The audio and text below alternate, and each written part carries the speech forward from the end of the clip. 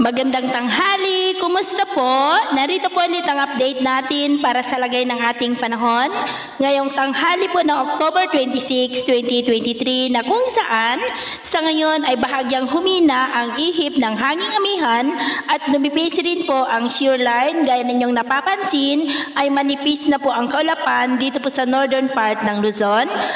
Habang sa silangang bahagi naman po ng Mindanao ay patuloy pa rin natin na binabantayan ang cloud clusters na ito at gaya ninyong nakikita ay may sirkulasyon na po na nabuo mula rito at posibleng may LPA na mabubuo anytime at posible po yan na lalapit dito sa ating bansa sa mga susunod na araw bilang LPA na magdadala po ng mga pag-uulan. At sa atin naman pong long range forecast ay wala pa naman pong bagyo na namamataan na tatawid dito sa ating bansa hanggang sa matapos ang buwan na ito o kaya po ay hanggang sa susunod na 2 linggo.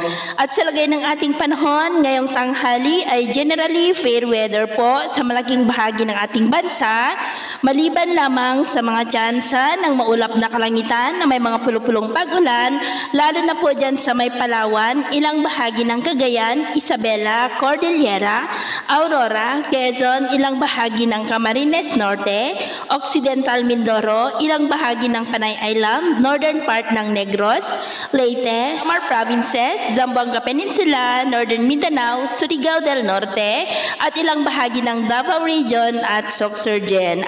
At sa susunod po ng mga oras ay posible pa rin ang mga isolated rain sa ilang bahagi ng ating bansa at posible ang malalakas na ulan, lalo na po sa ilang bahagi ng Palawan, Zamboanga Peninsula, ilang bahagi ng Northern Mindanao at Caraga.